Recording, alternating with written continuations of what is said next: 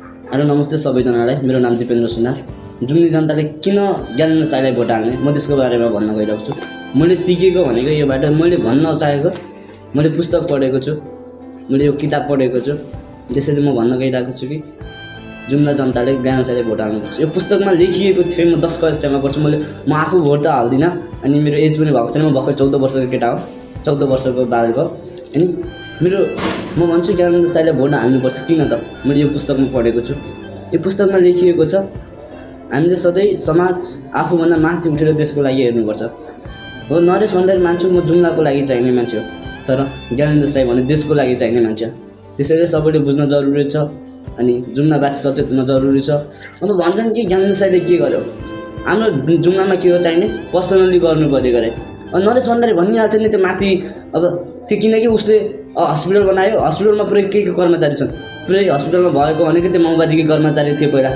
अनि ज्ञानेन्द्र साईले कर्मचारी बनाएन, आफूलाई पर्सनली दिएन भन्दै ज्ञानेन्द्र साईलाई नराम्रो छ यहाँ आउँ भनिदिने हो। त्यो चाहिँ हाम्रो समाजको लागि पर्सनल्ली गर्नु पऱ्यो गरेको एउटा मान्छेलाई जब हालिदिनु पऱ्यो आफ्नो छोराले, त्यो होइन नि त। ज्ञानेन्द्र साईले जुम्लाको त्यत्रो स्याउ अहिले कसले बिगारेर ज्ञानेन्द्र साईको लागि पनि बिगिरहेको छ। अनि जुम्लालाई चिनाउने मात्रै होइन कि अहिले यहीँ पनि मेरो साथीहरूले नि कसैले भन्यो म जुम्लाको भने जुम्लाको ज्ञानेन्द्र साई तपाईँको नेता हो भन्छ कि, अथवा कसैले भन्दा कि नरेश तपाईँको नेता भनेर भन्दैन नि त। जुम्लालाई कसरी चिनाएको छ ज्ञानेन्द्र साईले त्यो हेर्न जरुरत छ कि हामीले चाहिँ। अनि ज्ञानेन्द्र साई एउटा जुम्लावासीको लागि मात्रै नभएर कर्णालीवासीको लागि मात्रै होइन, नेपालको लागि चाहिने मान्छे हो क्या। बालेन्द्र साई प्रधानमन्त्री भयो भने ज्ञानेन्द्र साई ठाडो हात लगाएर बोल्न सक्छ कि हामी यस्तो गर्न सक्छौँ। ज्ञानेन्द्र साई त्यस्तो बोल्ने मान्छे हो नि त।